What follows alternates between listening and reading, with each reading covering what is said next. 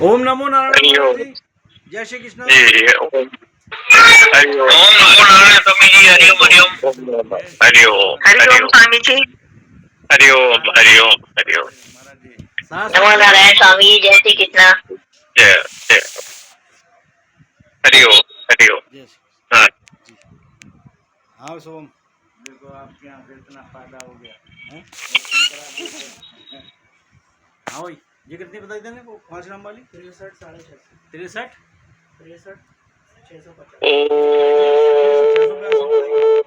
75 तक हो जाए। 75 तक देखो, 75 तक कितना पड़ेगा? देखिए कितना वंशी विभूषित करान नीरदावा ऐसी लग रही घड़ी है। हाँ, और इसका डिजाइन पीतांबरा दरुण बिंब फला धर्मष्टात् ग्राम 400 पूर्णेन्दु सुंदर मुखावदर बिंद नेत्रा 75,000 के आसपास।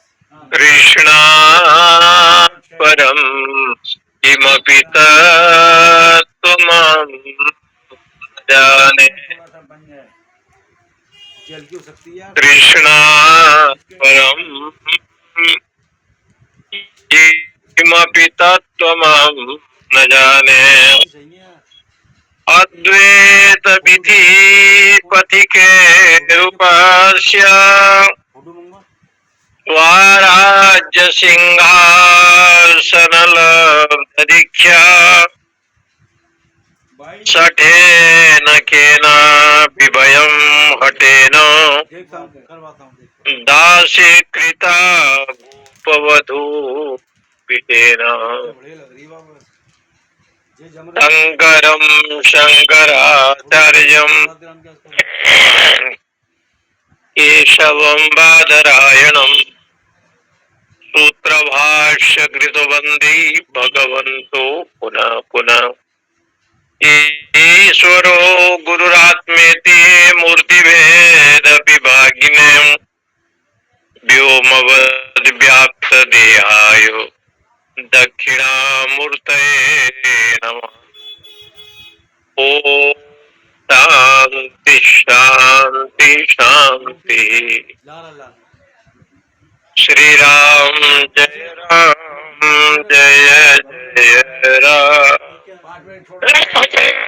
श्री राम जय जय राम। अच्छा चला, लाइट वो चला लिया ना। श्री राम जय राम। बंद कर देता हूँ उसको, कोई बात नहीं। जय राम।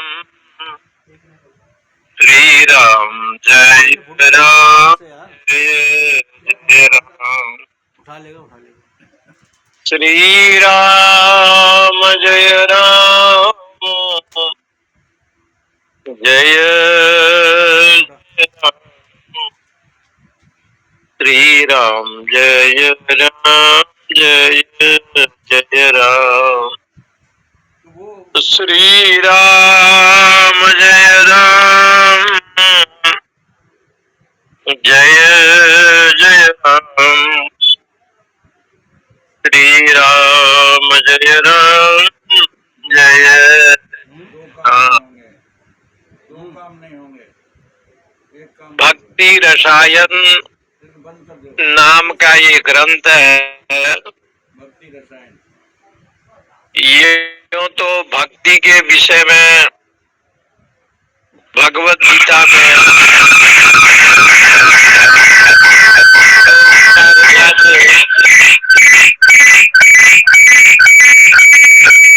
12वां अध्याय से लेकर के 18वां अध्याय,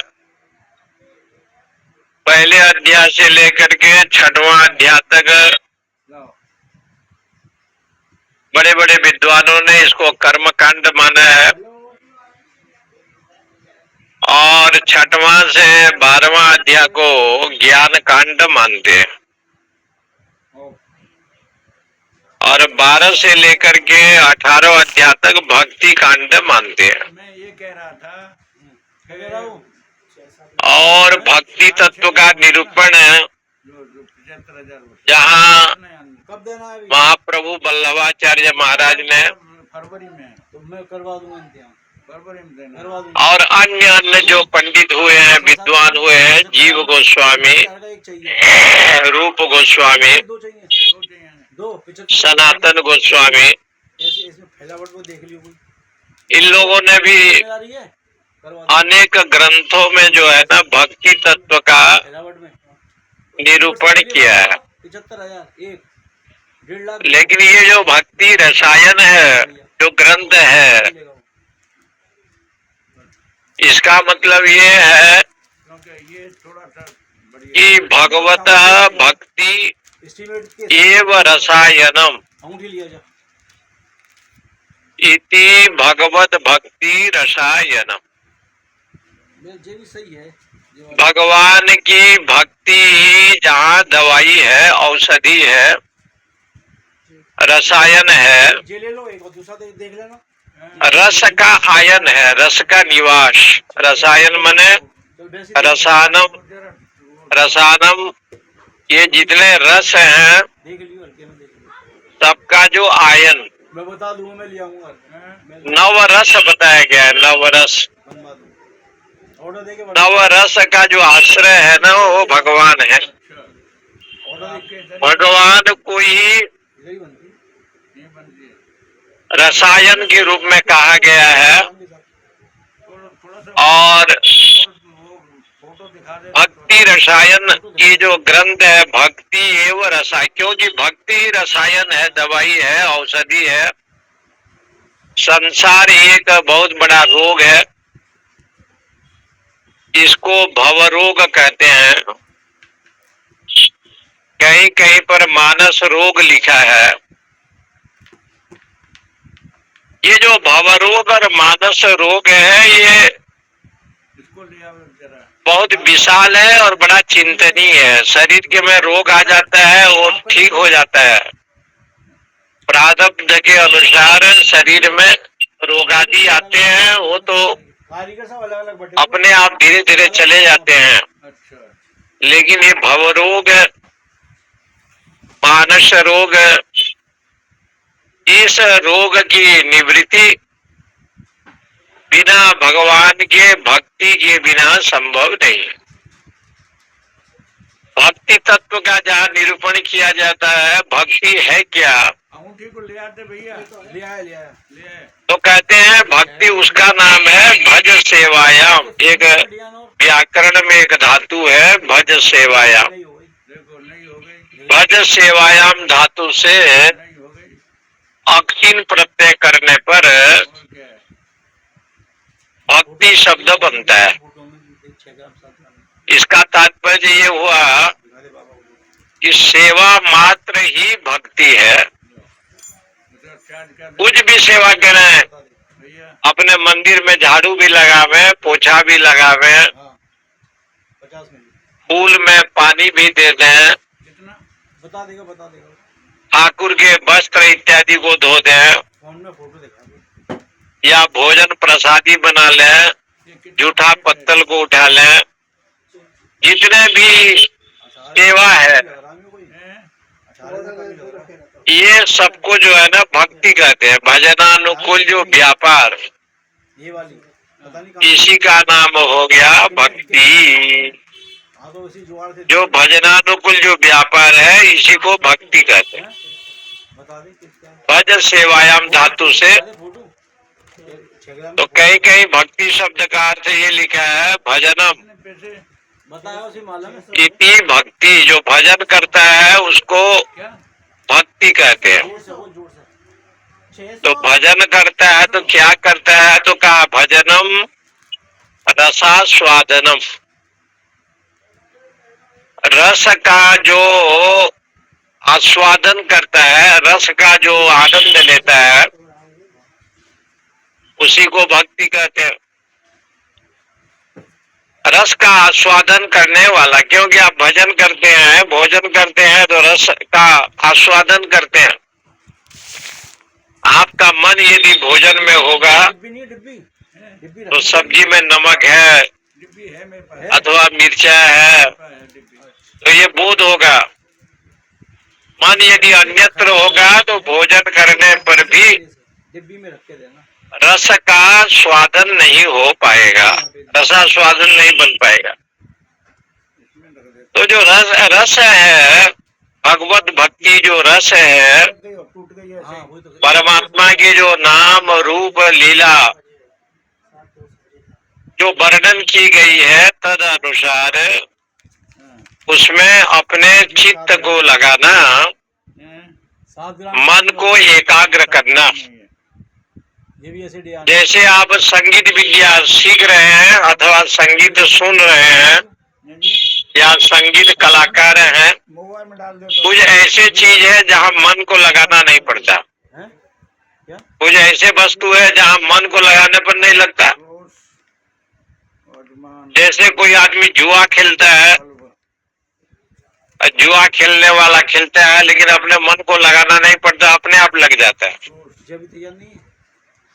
तो जुआ खेल कामी ही नारी प्यारी जी में कामी व्यक्ति का मन अपने आप लगता है। लोभी ही प्रिय जिमी नाम, कोई व्यापारी है, वाणिज्यकार है, लोभी है, उसका मन धन में अपने आप लग जाता, लगाना नहीं पड़ता, वो स्वयं लग जाते हैं। क्योंकि अंतर्मुखी समाराध्या बहिर्मुखी सुदुर्लभा, ऐसे लिखा है। हे ब्रह्म विद्या, हे उपनिषद विद्या, आप अंतर्मुखी वृत्ति को प्राप्त करते हैं। अंतर्मुखी समाराध्या बहिर्मुखी सुदुर्लभा, जो बहिर्मुखी है उनको तो आप कभी मिलते नहीं है, उनको मिलना ही बड़ा कठिन है। बहिर्मुखी के द्वारा परमात्मा का दर्शन होना अत्यंत कठिन है। इसलिए मन को जो है ना लगाना होता है, तो मन को कैसे लगाएगा? मन को भगवान के नाम रूप गुण लीला में लगाना ही इसको भक्ति कहते हैं। मद गुण मैं फोटो डाल दूंगा, मैंने मेरे चरणार बिंद में लगाता है, यही रसास्वादन करता है। मद गुण श्रुति मात्रेण मयि सर्व गुहा से बन के आया नया माल, मनोगति अविच्छिन्न यथा गंगाम भजन बुधो। मद गुण श्रुति मात्रेण, मेरे महिमा को श्रवण करता है कान से। मद गुण श्रुति मात्रेण, मेरे महिमा को सुनता है। मद गुण श्रुति में, क्योंकि मेरी महिमा, मेरा जो नाम है, रूप है, ये सबको श्रवण करता है। मयि सर्व गुहा से, तो श्रवण करता है, तो क्या श्रवण करता है? बोले कि सर्व गुहा से मयि, संपूर्ण हृदय में मैं व्यापक हूँ, यही सुनता है। वो सुनता है तो यही सुनता है। हृदय से अर्जुन तिष्ठति, आप आज नहीं सुनते हैं, भगवत गीता को कई बार पढ़े होंगे और हमेशा सुनते हैं कि ईश्वर सर्वभूतानाम, सर्वव्यापक जो है ईश्वर है। बोले सर्वव्यापक क्यों लेते हो? सर्वभूतानाम कह दो। संपूर्ण प्राणियों के हृदय में परमेश्वर व्यापक है। ईश्वर सर्वभूतानाम, भूतानाम का अर्थ लेते हैं जीवानाम, जीवानाम का अर्थ हो गया प्राणी नाम, प्राणी नाम का अर्थ हो गया भक्ता नाम। संपूर्ण हृदय में ईश्वर व्यापक है। अब हृदय तो में तो व्यापक है, तो हृदय में कैसे व्यापक है? जैसे आपका घर बड़ा है और एक बल्ब लगा रखे हैं, जैसे आपने बिजली को लगाया और जैसे वो बटन को दबाया तो आपका घर प्रकाशित हो जाता है। घर तो थोड़ा बड़ा है, 2-3 लोग सोते हैं, लेकिन जैसे बटन दबाया तो घर प्रकाशित हो गया, बिजली जल गई। बिजली तो पहले ही थी, दुकान सामान रखा नहीं है। लेकिन बटन दबाने में ही देरी था। बटन को दबाने पर बिजली 7 ग्राम के अंदर दिखाई पड़ा, घर उजियाला हो गया। उसमें थे नहीं। और लेकिन बिजली पहले से ही थी। बोली ये जो बिजली थी ये कहाँ पर थी? तो कहते हैं जैसे बिजली जहाँ उत्पन्न होता है उसका मुख्य स्रोत है वो है विद्युत का। यहाँ पर विद्युत तो था। इसी प्रकार से सर्वत्र यदि परमेश्वर है तो परमेश्वर सभी जगह, हाथ में है, पैर में है, नाक है, कान है। बोले देह एक तो घर है, इसमें हृदय रूपी में एक चैतन्य है। मान लो चैतन्य जो है एक बिजली है, और बिजली के समान जैसे आपने बटन दबाया तो बिजली जो है ना जल गया, वो घर उजियाला हो गया। ये बटन क्या दबाया, कौन सी बटन दबाया? तो कहते हैं मद गुण श्रुति मात्रेण, मेरे महिमा को ही श्रवण करता है, मेरा गुणानुवाद करता है, मेरा रूप को चिंतन करता है। बोले कहाँ सुनता है? बोले श्रुति मात्रेण, कान से सुनता है। कर्ण रंध्र से भगवान के गुणानुवाद को आप श्रवण करते हैं। वेदांत जन्य जो उपनिषद ब्रह्म है उसका श्रवण कहाँ करते हैं? श्रुति मात्रेण। ये मेरे गुणों को श्रवण मात्र से ही क्या होता है? सर्वगुहास है, मैं सर्वगुहास हूँ, यानी सर्वव्यापक हूँ। ऐसे साधक जानता है। मनोगति अविच्छिन्ना, तो उसका मन, उसका जो मन है संकल्प विकल्प करने वाला, संकल्प भी करता है तो भगवान के चरणारविंद में, विकल्प भी करता है तो भगवान के गुणानुवाद में। इसलिए कहते हैं संकल्प विकल्प जो मन है, मनोगति, मन की जो गति है अविच्छिन्न निरंतर। कैसे निरंतर? गंगाम बसो अम्बुधो, जैसे गंगा जी का प्रवाह अखंड रूप से, गंगा जी गंगोत्री से निकली, गोमुख से निकली और अखंड रूप से चली, और जाते जाते उसका लक्ष्य भूत जो धर्म है वो है समुद्र, और अखंड भाव से समुद्र में वो जाने के लिए तत्पर है और समुद्र की ओर जाती है। लक्ष्य हो गया समुद्र, और उसी प्रकार से गंगा अखंड रूप से समुद्र की ओर बहता रहता है, चलता रहता है। इसी प्रकार से जो मन है नित्य निरंतर भगवान के चरणारविंद में, चाहे वो उपनिषद जन्य ब्रह्म हो, चाहे सगुण ब्रह्म हो, अपना जो मन है तद अनुसार, जैसे गंगा जी है नित्य अखंड वो चलती है, चाहे गंगा जी टेढ़ा होकर के चले, मेढ़ा होकर के चले, लेकिन गंगा जी चलती है, गंगा जी रुकती नहीं है। वो टेढ़ा मेढ़ा किसी भी प्रकार से चले, रुचि नाम वैचित्र द्रिजु कुटिल नाना पथजुषा नृणाम एको गम्यस्त्वमसि वयसा मरण वैवो। जैसे समुद्र की ओर जाती हुई गंगा प्रवाह, उसका अखंड धारा टेढ़ा मेढ़ा होकर के जाती है, तो साधक का जीवन भी ऐसे होता है। कभी सत्कर्म करता है, कभी उपासना करता है, और ज्ञान योग के माध्यम से मुझे प्राप्त करता है। तो इसलिए कहते हैं लक्षणम भक्ति योगस्य निर्गुणस्य उदाहृतम, इसी को भक्ति योग कहा।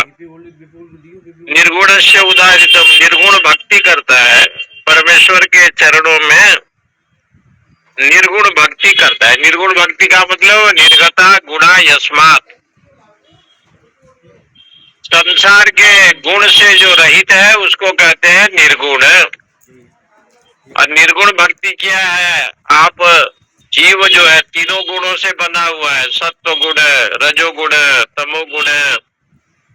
हम लोग तीनों गुणों से बने हुए हैं। कभी सत्व गुण बढ़ गया तो सत्संग श्रवण किया, कभी रजोगुण आ गया, कभी तमोगुण आ गया। रायपुर में एक सदानी दरबार है, छत्तीसगढ़ रायपुर में है एक सदानी दरबार है। वहाँ वो लोग सत्संग कराते हैं हर वर्ष, एक दो संत को बुलाते हैं। और हमारे पूज्य पाद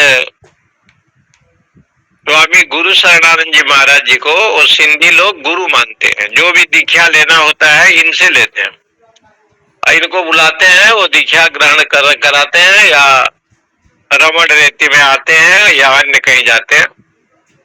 तो एक बार प्रवचन उनके यहाँ कोई कार्यक्रम हर वर्ष होता है, तो एक बार हमें बुलाए, हम गए।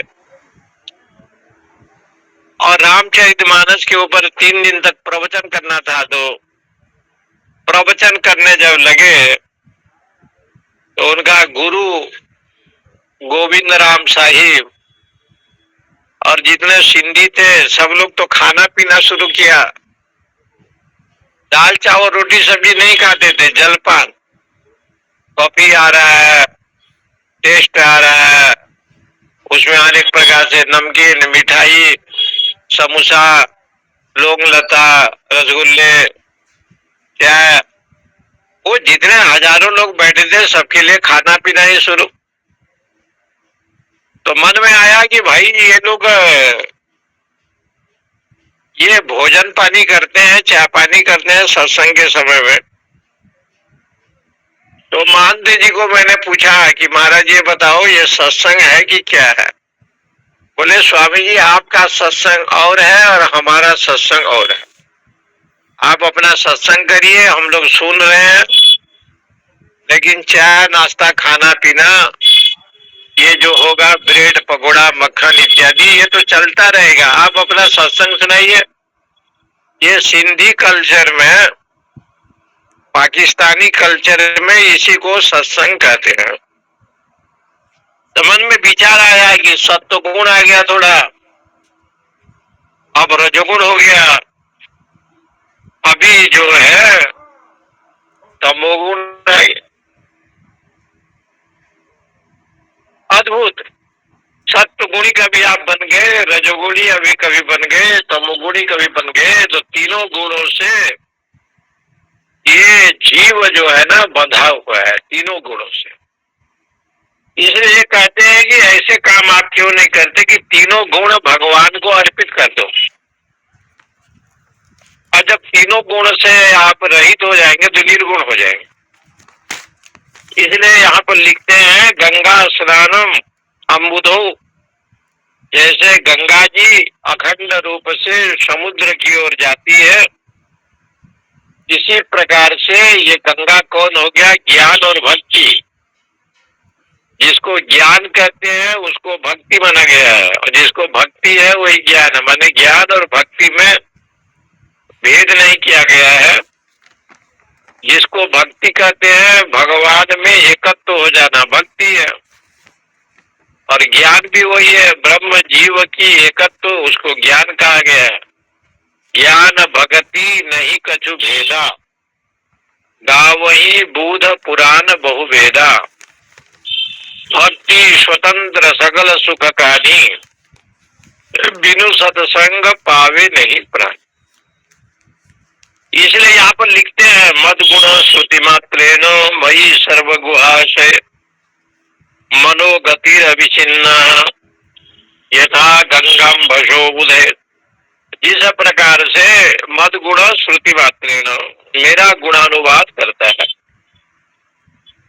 इसलिए भक्ति रसायन को रचना करने वाले मधुसूदन जी बहुत बड़े अपने आप में विद्वान थे। मधुसूदन जी के विषय में कहा जाता है कि इतने बड़े महापुरुष थे कि सारे विद्वानों ने मिल करके मधुसूदन जी को कहा कि आपका जो इतना विलक्षण जो ज्ञान है इसको तो सरस्वती ही जानती है, दूसरा कोई नहीं जानता।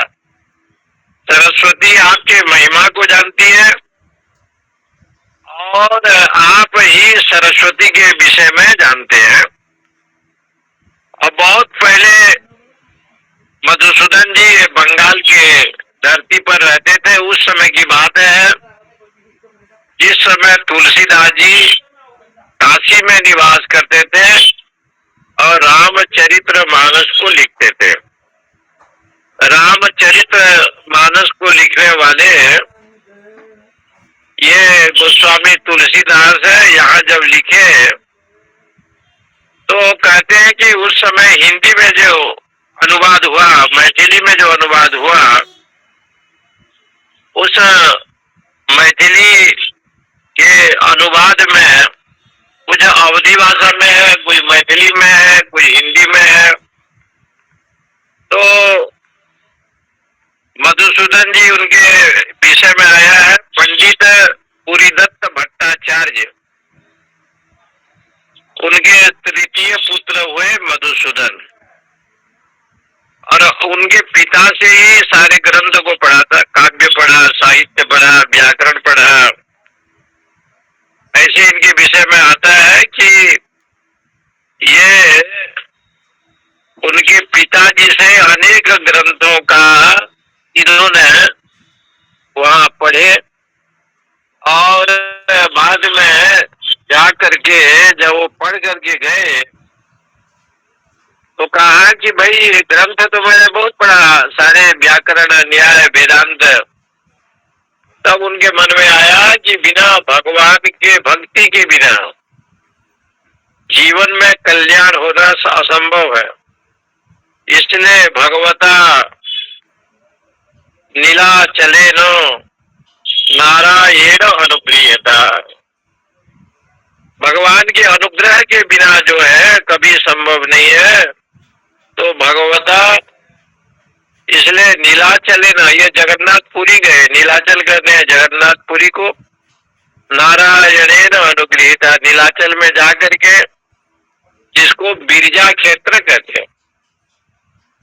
जितने भी शक्तिपीठ है उसमें कराची में जो हिंगलाज माता है जो इस समय पाकिस्तान में है, तो उड़ीसा जगन्नाथपुरी का जो क्षेत्र है ना वो विमला देवी का क्षेत्र है।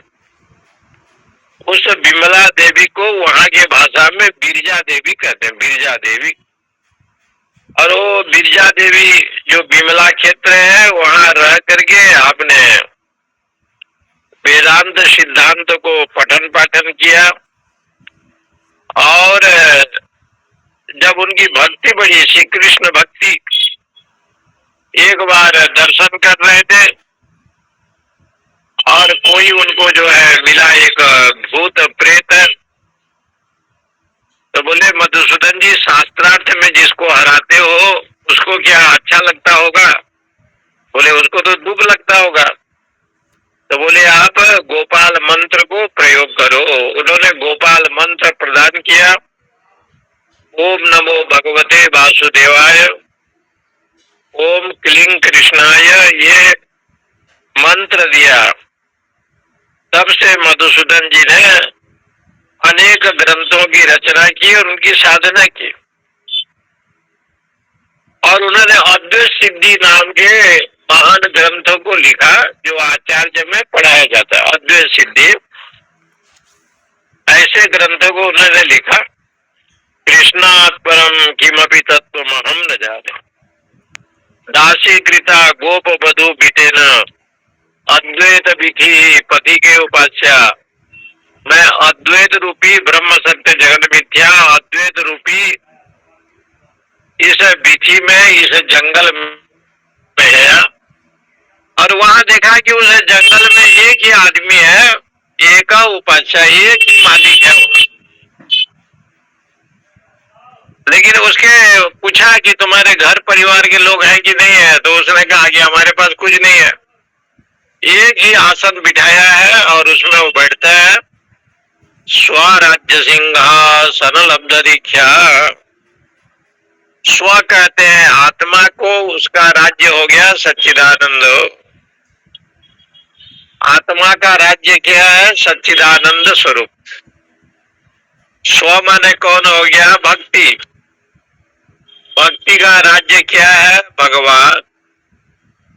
स्व माने हो गए माता पार्वती, उनका राज्य क्या हो गया? महादेव। महादेव की गोद में ही जगदम्बा बैठती है।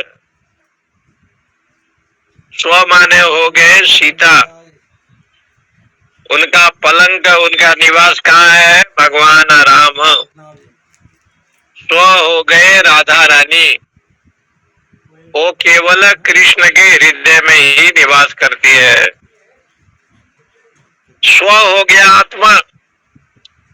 आत्मा कहाँ निवास करेगा? परमात्मा में। आत्मा यदि चले जाए, ये चैतन्य, तो जाएगा तो कहाँ जाएगा? अखंड चेतना में ही जाएगा। प्राण यदि चला जाएगा तो उस महाप्राण में ही वो विलीन होगा।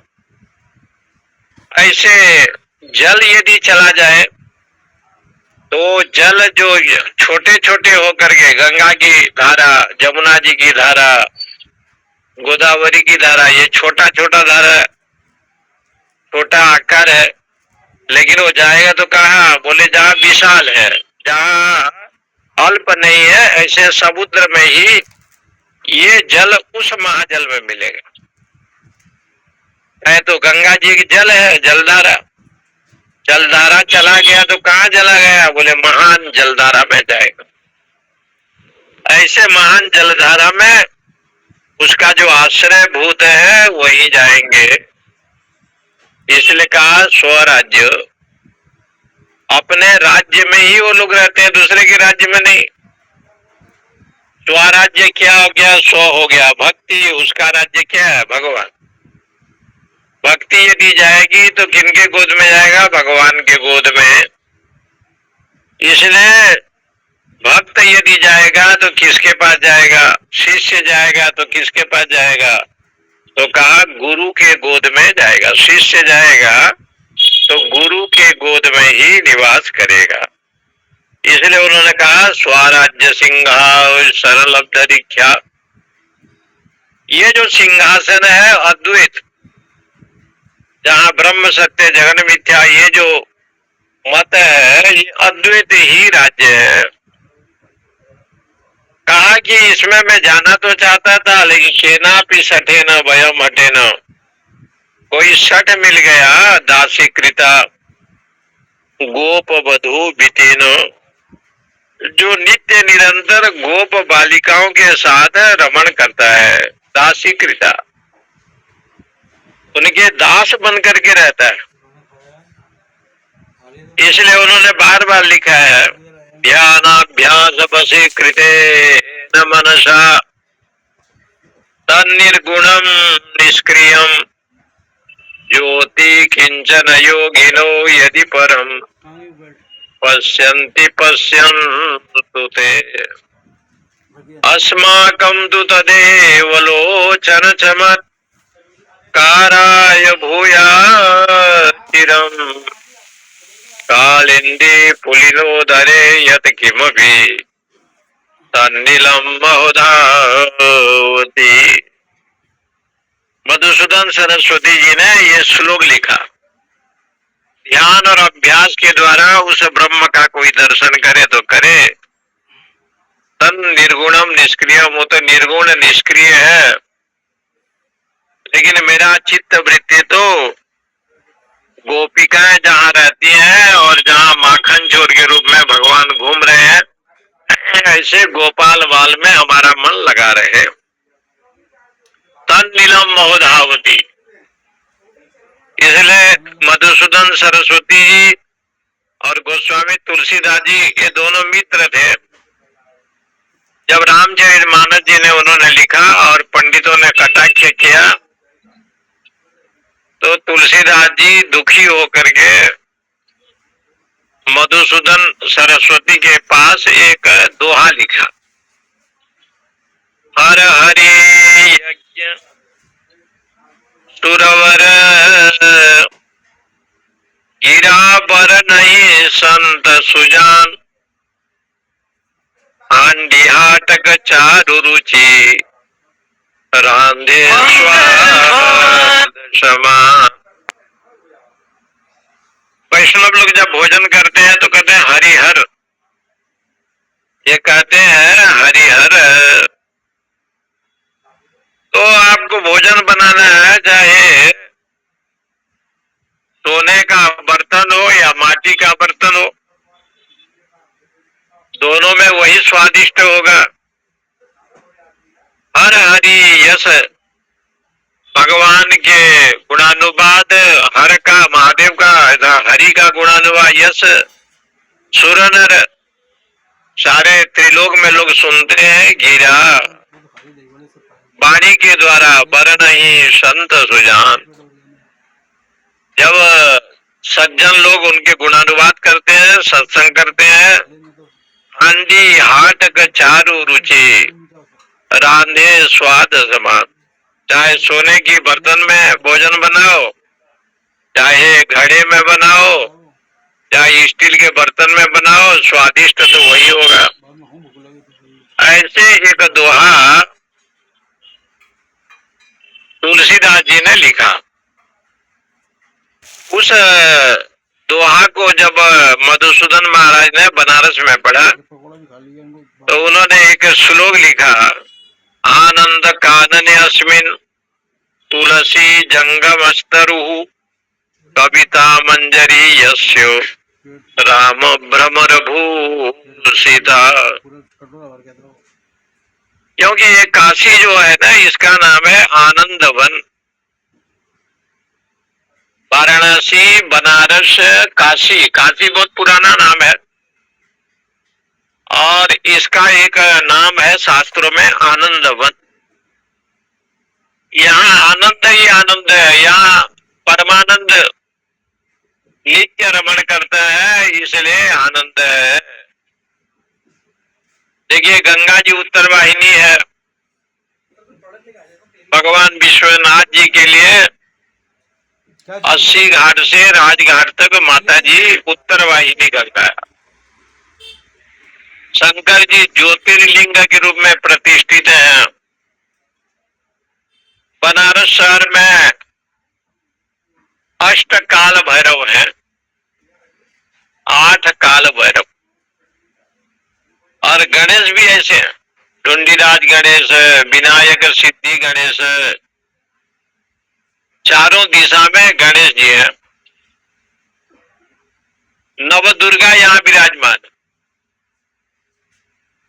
साक्षात प्रकट हुए हैं। प्रथमम शैलपुत्री, द्वितीयम ब्रह्मचारिणी, ये जितने नव दुर्गा है ना, साक्षात यहाँ प्रकट हुए हैं। इंडिया घाट के बगल में मणिकर्णिका घाट के सामने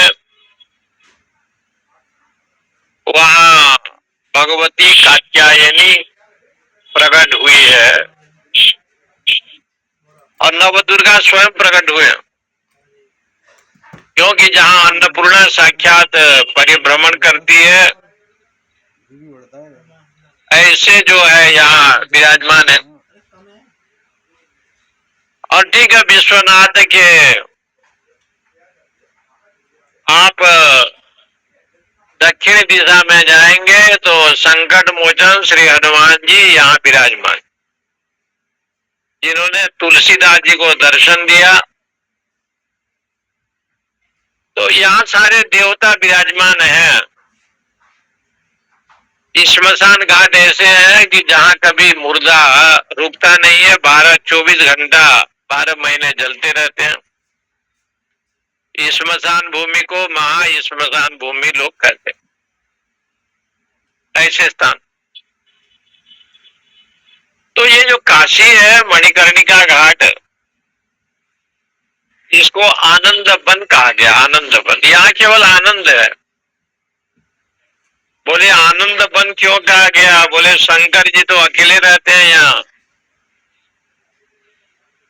और उनके देवी विंध्याचल में निवास करती है। विंध्यवासिनी, मिर्जापुर विंध्याचल वाली है माता जी।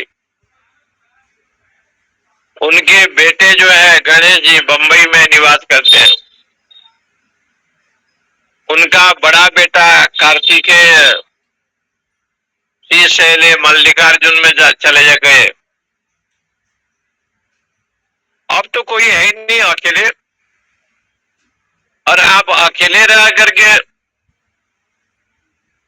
तो बोले कि यहाँ आनंद वन है, क्योंकि भगवान चंडाल वेश में है शंकर, और शंकराचार्य ब्राह्मण है। नंबूदरी पाद ब्राह्मण के घर में आपका जन्म हुआ है। गंगा स्नान करने के बाद विश्वनाथ दर्शन करने के लिए शंकराचार्य जाते हैं। रास्ते में एक चंडाल झाड़ू लगाता है, झाड़ू का स्पर्श हो जाता है। भगवत पाद कई बार नहाने जाते हैं।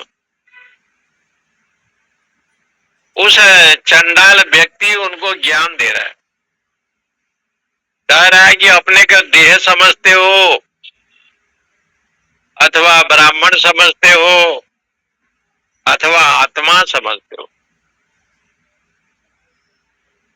तो शंकराचार्य ने कहा कि हम तो आत्मा हैं, हम न देह है, न हम जाति है, न हम कोई वर्ण है। चिदानंद रूप शिवो हम शिवो हम। तो चंडाल ने कहा आत्मा तो शुद्ध है, अब विक्रिय है, निष्क्रिय है, निरंजन है, सपर जगह शुक्रम अकायम अव्रणम असनाविरम। ईशावास्य उपनिषद में ऐसे कहा। तो उस आत्मा जब शुद्ध है, अद्वैत है, तो इतना छुआछूत द्वैत भाव। चंडाल वेशधारी भगवान शंकर का दर्शन करते करते भगवान शंकराचार्य को अद्वैत का अनुभूति हुआ। और जब अद्वैत का अनुभूति हुआ तो उन्होंने शिव जी की वंदना की। सानंदमानंद बने बसंतम आनंद कंदम हत पाप वृंदम वाराणसी नाथ मनाथनाथम श्री विश्वनाथम शरणम प्रपद्ये। सानंद मानंद बने, सानंदम, आप आनंद के साथ रहते हैं, क्योंकि ये वन का नाम है आनंद वन। आनंद वन काशी को क्यों बताया? ज्ञान स्वरूप। जब जीव ज्ञान स्वरूप होता है ना, वो आनंद में रहता है। चाहे दुख आवे सुख आवे, चाहे धनी हो चाहे गरीब, वो अपने आनंद में रहता है। उसका एक आनंद अलग होता है। इसलिए कहते हैं सानंद मानंद बने बसंतम। आनंद वन में आप रहते हैं और नित्य निवास करते हैं, क्योंकि ज्ञान स्वरूप जो है ना, ये भगवान शंकर है। और जिनमें ज्ञान हो गया, अध्यात्म ज्ञान, उपनिषद ज्ञान, वही आनंद में ही रहता है। आनंद कानने अस्मिन, ये आनंद वन में तुलसी जंगमस्तरु। ये जो तुलसीदास है, ये जंगम है, वृक्ष है, चलता फिरता वृक्ष है। कविता मंजरी यस्य। और तुलसीदास जी का जो कविता है, इसको यदि आप पढ़ेंगे, रसास्वादन करेंगे, इस कविता रूपी मंजरी में, मान लीजिए इनकी कविता माने रामचरितमानस है, कविता मंजरी है, बहुत सुंदर सुगंधित फूल है। राम भ्रमर भूषिता, जिसमें राम ही स्वयं भगवान राम ही रसास्वादन करते हैं। तुलसीदास जी का लिखा हुआ ये जो ग्रंथ है रामचरितमानस, जिसमें स्वयं राम ही रमण करते हैं। उस समय ये सब अध्ययन चल रहा था। कविता मंजरी यस्य राम भ्रमर घोषिता। देख लीजिए, इसलिए यहाँ पर जो मधुसूदन सरस्वती जी हुए हैं 1584 में हुए हैं। 1584 में मधुसूदन सरस्वती का विषय आया है। आप नवद्वीप में आए, नवद्वीप से आए, नवद्वीप से आए हैं काशी, और इनका संबंध है 1584, और इनके साथ रहे हैं गदाधर भट्टाचार्य, बहुत बड़े महापुरुष, बड़े तर्क शास्त्र के निपुण थे गदाधर भट्टाचार्य। नवद्वीपे समायाते मधुसूदन वाक्पतौ चाकंपे तर्क बागीशो कातर बुध गदाधर। गदाधर भट्टाचार्य 17वीं सदी के पूर्वार्ध में है। और मधुसूदन जी का जो विषय है पांडित्य परंपरा में महान अद्भुत विद्वान वेत्ति पारम सरस्वत्या मधुसूदन सरस्वत्या पारम वेत्ति सरस्वती। काशी के विद्वानों ने मधुसूदन जी की वंदना की, कहा कि आपके इस जो विद्वता है वो सरस्वती ही जानती है, दूसरे लोग कोई जानते नहीं, और आप सरस्वती को जानते हैं। ऐसा जो मधुसूदन सरस्वती वो पूर्ण अद्वैत परक थे। अपने जीवन में जब उन्होंने जा करके जब ये काशी आए और भगवान की कृपा से उनको एक प्रेत मिला, प्रेत। उसने कहा कि देखो, आप जब शास्त्रार्थ करते हैं तो आप तो जीत जाते हैं, दूसरे लोग हार जाते हैं। हारने वाले को बड़ी दुख मिलता होगा, बड़ा ग्लानि होता होगा, और आपके शास्त्रार्थ वो सुनता होगा। जो हार जाए, परास्त हो जाए तो बड़ा दुखी होगा। ये क्या अच्छा लगता है क्या? मधुसूदन जी ने कहा बात तो सही है। बोले आप गोपाल मंत्र का जप करो। तो उन्होंने गोपाल महामंत्र जो उन्होंने दिया वो प्रेत ने दिया। गोस्वामी तुलसीदास जी को प्रेत नहीं तो ही हनुमान जी का दर्शन कराए। कभी कभी प्रेतात्मा जो होते हैं वो भी अच्छे अच्छे साधक होते हैं। किसी कारण से भूत प्रेत बन जावे वो बात अलग है, लेकिन वो भी बड़े बड़े पंडित कहलाए। तुलसीदास जी को उन्होंने प्रेत नहीं कहा। जो शौच क्रिया के बाद जो जल बचता था और पेड़ में जब देते थे तो प्रेतात्मा प्रसन्न होकर के उसने ही लक्षण बताया कि हनुमान वही है जो कोढ़ी है। सत्संग के पहले वो आता है और सत्संग के बाद जाता है। चटाई दरी को वही उठाता है और वही रखता है। उसके चरण को पकड़ो तो जा करके उनके चरण को पकड़ लिया। न जाने किस रूप में नारायण मिल जाए। भगवान किस रूप में दर्शन देते हैं कुछ पता नहीं चलता। सर्वव्यापक है, दयालु है। न जाने किस रूप में नारायण मिल जाए। इसलिए डोंगरे जी कहा करते थे कि एक साधन कर लो तो भगवान का दर्शन और सारे संशय का नाश। इसी को भी प्रणाम करो, बस हाथ जोड़ लो। पहले हाथ जोड़ने की परंपरा पहले से सीख लें। ना जाने किस रूप में नारायण मिल जाए, ऐसे भाव रखें। इसलिए मधुसूदन सरस्वती जी ने गोपाल महामंत्र का जप किया, ओम क्लीं कृष्णाय नमः। जप करते करते बहुत दिन हो गया। जब 6 महीना हो गया तो भगवान का दर्शन नहीं हुआ। एक दिन वही प्रेत पुनः मिला तो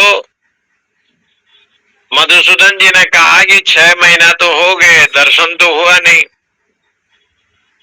और आपने कौन सी मंत्र बताया? निर्गुण ब्रह्म को छोड़ करके सगुण में मैं चला गया। तो एक दिन बैठे थे ध्यान मग्न होकर के, सामने भगवान कृष्ण का दर्शन हो रहा है,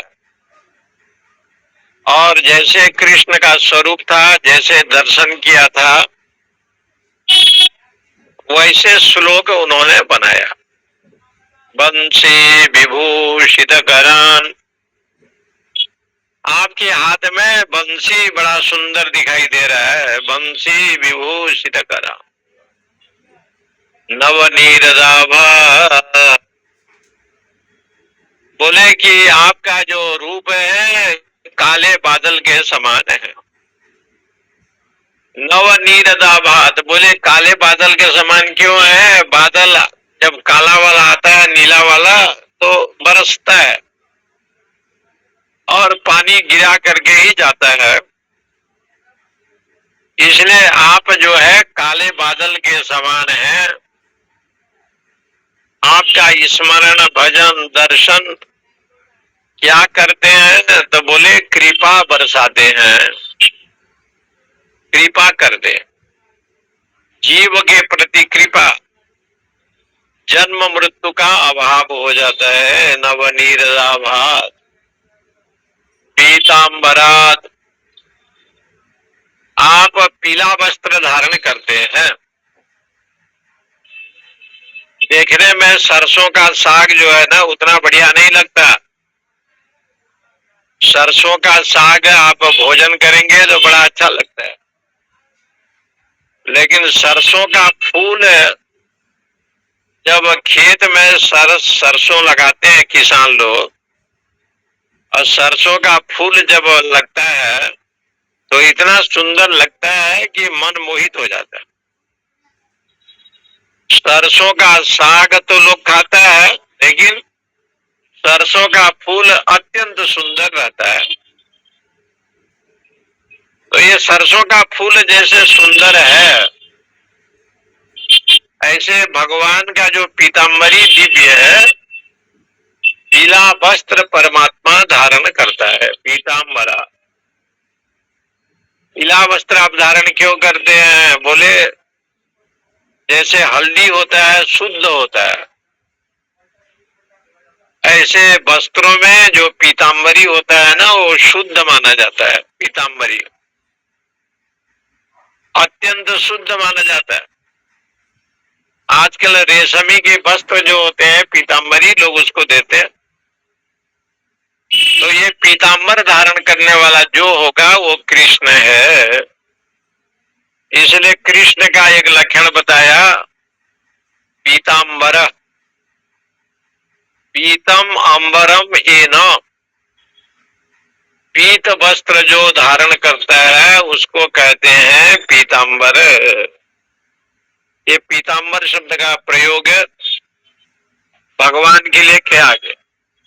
पीतांबर का आप धारण करते हैं। पीतम अंबरम एन, नीलम अंबरम एन, जो नीला वस्त्र धारण करते हैं उसको कहते हैं नीलांबर। बलराम जी जो लाल वस्त्र धारण करती है, जगदम्बा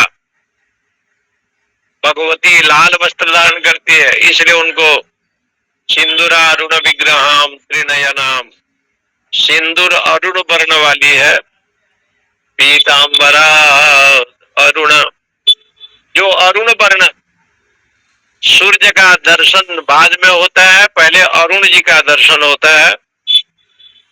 अरुण लाल होकर के उदय होते हैं, इसलिए आप मुख जो है अरुण वर्ण के। पीतांबरा अरुण, बिंब फला धरुष्टात, जो आपका बिंब फल है अधर उष्टात, जो अधर में है बिंब फल, बहुत सुंदर अरुण वर्ण के आप हैं। बंशी विभूषित करान, ये बंशी विभूषित करात, ये पंचमी का एक वचन है। नव नीरदाभात, ये पंचमी का एक वचन है। पीताम्बरात, पंचमी का एक वचन है। अरुण बिंब फलाधरोष्टात, पंचमी विभक्ति का एक वचन। इसलिए पंचमी में जहां भी आता है अपादान अर्थ में पंचमी होते हैं। अपादान अर्थ में संप्रदान विभक्ति चतुर्थी जो होते हैं वो संप्रदान अर्थ में होते हैं। अपादान अर्थ में ये ग्रहण किया जाता है। पीताम्बरा अरुण बिंब फलाधर पूर्णेन्दु सुंदर मुखात, ये भी पंचमी है। पूर्ण इंदु, जो चंद्रमा पूर्णिमा का है, ऐसा जो पूर्णिमा, ऐसे चंद्रमा के समान, पूर्ण चंद्रमा के समान आपका रूप है। पूर्णेन्दु सुंदर मुखा, इसलिए आपका जो मुख है बहुत सुंदर है। उदर बिंब फलाधरुष्टा, इसलिए आपका ये जो बिंब है, जो फल है, बहुत सुंदर है। जैसे उन्होंने देखा था तद अनुसार पूर्णेन्दु सुंदर मुखाधर बिंद नेत्रा कृष्णात् परम, कृष्ण से परे और कोई तत्व है ऐसे तो मैंने देखा नहीं। वो कह रहे कृष्णात् परम, कृष्णात् पंचमी का एक वचन है। पंचमी विभक्ति का एक वचनांत है कृष्णात्। इसका अर्थ हुआ कृष्णात् परम, कृष्ण से परे। कृष्ण से परे और कोई है ये तो मैं देखा नहीं। किम अपि, अथवा कोई है तो बताओ भाई। संसार में कृष्ण से बढ़ करके कोई है तो आप बताएं। इसका मतलब ये अर्थ हुआ कि वेद वेदांत उपनिषद जो ब्रह्म इत्यादि कहते हैं वही ब्रह्म कृष्ण है, लेकिन कृष्ण से बढ़े किमपि कोई तत्व, कृष्णात् परम किमपि तत्वम अहम न जाने। मैंने कृष्ण से बड़ा तत्व यदि है तो आप बता दें, लेकिन मेरे दृष्टि में तो ये है कि कृष्ण को छोड़ करके और संसार में अन्य तत्व संसार में है। जो भी है वही कृष्ण है। कृष्णस्तु भगवान स्वयं। देखिए ये पराकाष्ठा, ये नियम। जैसे मधुसूदन जी ने देखा था ध्यान में, तद अनुसार श्लोक बनाया। मैंने मधुसूदन सरस्वती जी का श्लोक है, साक्षात प्रमाण से कितना युक्त है कि भगवान वेद व्यास जी को गीता जी में मंगलाचरण के रूप में लिखना पड़ा। भगवत गीता के मंगलाचरण नहीं है। धर्म क्षेत्र कुरुक्षेत्र ये कोई मंगलाचरण नहीं है, ये तो महाभारत का श्लोक है। लेकिन वंशी विभूषित करा नव नीरदाभात, ये जो श्लोक है ये बनाने वाले हैं मधुसूदन पंडित, और उन्होंने मधुसूदन महाराज जी ने ये श्लोक की व्याख्या कृष्णात् परम किम अपि, मुझे तो और ज्ञान नहीं है, वो कह रहे हैं किम अपि तत्व, और कोई तत्व है तो न जाने। और संसार में कोई तत्व है, कोई जानने वाला होगा तो हो सकता है, लेकिन हम और दूसरा तत्व हमको मिला नहीं। इसलिए पहले ये श्लोक लिखा, अद्वैत विधि पति के उपास्य स्वराज्य सिंहासन लब्ध दीक्षा सठेन केनापि भयम हटेन दासी कृता गोप बधूटि दुकुलेन। बड़े अद्भुत भाव से लिखा है ये भक्ति रसायन, बहुत सुंदर है। ओम पूर्णमद पूर्णमिदम पूर्णात् पूर्णमुदच्यते पूर्णस्य पूर्णमादाय पूर्णमेवावशिष्यते ओम शांति शांति। हरि ओम हरि ओम। हरि ओम ओम नमो नारायण स्वामी जी। हरि ओम हरि ओम। हरि ओम हरि ओम। जय श्री कृष्ण माई, जय श्री कृष्ण। जी जी, हरि ओम हरि ओम। जय श्री कृष्ण। जी सादर नमन स्वामी जी, जय श्री कृष्ण। जी, हरि ओम नारायण। हरि ओम जय श्री नारायण स्वामी, जय श्री कृष्ण। प्रणाम, हरि ओम। ऑटो हम भेज दे रहे हैं, भगवत भक्ति रसायन। नहीं स्वामी जी, हो गया अभी। हो गया?